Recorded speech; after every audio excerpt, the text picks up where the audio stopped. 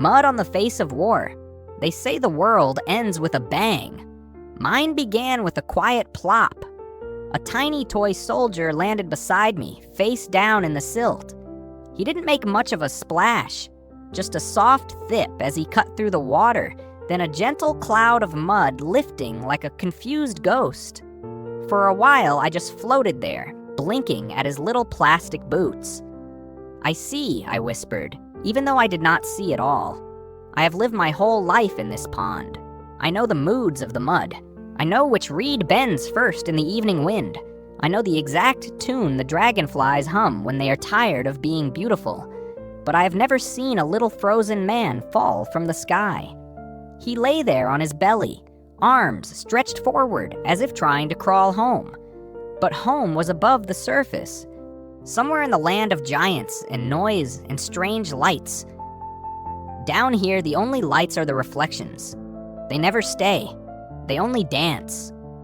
The soldier did not dance. For a while, I circled him slowly. My toes brushed the silt, making rings in the water. Around us, the pond carried on like it always does. A water beetle paddled urgently past, late for whatever beetles are always late for. A fish rose, took a bubble of air, and slipped away, pretending not to stare. Above, somewhere beyond the reeds, I heard the joyful thunder of human young ones. Their voices rose and fell like wind on metal. They must have dropped him, I thought, or thrown him, or sacrificed him to the mud. I have heard the word they use, the one that feels heavy and sharp even from far away. War. I do not know exactly what it means, but tonight, with this little soldier at my feet, I decide it is time to understand. Humans are always leaving pieces of themselves around my pond. Shiny paper that crinkles. Round, clear skins that used to hold sweet, fizzing water. Once, a small, cracked picture of two humans pressed close, their faces trying to smile at the same time. I study these offerings. I am, after all, a wise frog. No one told me this, but no one argued either, so it must be true. I think war is like this soldier, small, stiff, and very far from home. Look at him. He wears the same color from head to toe, a dull green like the algae when it is tired. Humans seem to love putting the same skin on many bodies at once. Perhaps war is when they are afraid of being different, so they dress the same to share the fear between them. He holds something long and thin in his hands. I have seen humans hold these two skinny sticks that spit smoke and thunder, but this one will never spit. It is frozen mid-threat. The most dangerous thing about him now is that a curious frog might swallow him by mistake. I won't, probably. I nudge him gently with my nose. He does not respond. His face is pressed into the mud, kissing it like a lost lover. I think of all the footsteps I have felt through the ground, all the marching rhythms that shook the pond on certain noisy days. Maybe war is just a giant dance with very bad music, where everyone stomps so hard they forget where their hearts are. The human young ones, when they come here, they line their toy soldiers along the bank, row after row of small plastic people. Then they knock them over with stones. They cheer when many fall. From the water, it looks like this. War is when humans practice leaving each other. War is a game where the winner is the last one still standing alone. They seem to love this game. They play it with toys first, maybe to get used to the feeling. They test the taste of loss with tiny plastic men before they move on to the real ones, like dipping a toe into cold water to see if they can bear the full swim. But here is the strange part. Sometimes when the game is over, the human who wins does not look happy. He looks heavier, like his bones are full of stones. He stares at the fallen toys for a long time, and I, from my lily pad, wonder, if war is about winning, why do the winners look like they've lost something too? I do not understand humans. They build tall nests out of hard sand, then give them names and lines and flags. They draw invisible shapes on the world and say, "This is mine."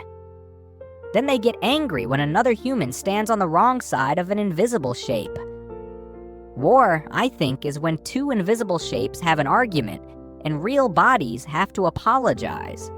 I am only a frog, but we have our own small wars. We puff our throats and croak louder to claim the best stones. We chase each other away from the sweetest patch of moss. We wrestle in the water when someone sits too close to the choicest lily pad. Once, I fought another frog over a particularly excellent rock that had just the right amount of sun and shade. We pushed and splashed, each trying to look bigger, braver, more deserving. In the end, a heron landed beside us, and we both vanished into the mud, trembling. When the danger passed, the rock was still there, but neither of us wanted it anymore. We had tasted fear together. The rock did not taste as good after that. Maybe humans are the same. Maybe war is when they stand on their perfect rocks and shout so loudly that something bigger notices. Something that does not care who started shouting first. Fire, hunger, emptiness. The long, cold silence after the noise is gone. I look at the toy soldier, half buried now. The mud is already claiming him, soft and patient. The pond does not care whose side he was on. Down here, everyone ends up the same color. It occurs to me then, a small, uncomfortable thought. Perhaps I am wrong. Perhaps war is not a game, or a dance, or an argument between invisible shapes. Perhaps war is simply this, forgetting that the person in front of you also wants to go home. I close my eyes. I remember how it feels when the pond is still, when the moon sits perfectly in the water, round and quiet, and my reflection overlaps with the stars. In those moments, I do not want to chase anyone away. I do not want to be bigger, louder, first. I just want the night to stay exactly as it is. Maybe humans want that too, but something in them gets restless. Their hearts are like dragonflies always buzzing, never landing for long. They gather in groups, give each other matching skins, and march off together because it feels less scary than sitting alone with their own thoughts. So they go to war to avoid hearing the small voice inside that says, "You are fragile. You are temporary. You will sink into the mud like everyone else." I know that voice. I hear it every time the heron's shadow passes over me. I open my eyes again. The toy soldier is almost gone now. Just one tiny boot sticks out of the silt like a stubborn memory. The pond will keep him. In a season or two, no one up there will remember where he fell. But down here, the mud will whisper his story in bubbles and ripples. Maybe that is all any war leaves behind. Not borders, not victories, just stories, told quietly in places nobody looks. The stars are coming out. The wind sighs through the reeds, and the water shivers in thin silver lines. I settle back onto my favorite patch of mud, the one that remembers the shape of my belly. My world is small, but it is enough. I cannot stop humans from their wars. I cannot teach them that the best victories are the ones where nobody falls into the pond. But I can watch. I can wonder. I can listen to the echoes of their noise arrive here as soft trembling in the water, and I can choose to let the ripples fade instead of making more. If you ever hear a lone frog croak in the distance, on a night when the air feels heavy and the world feels tired, why not?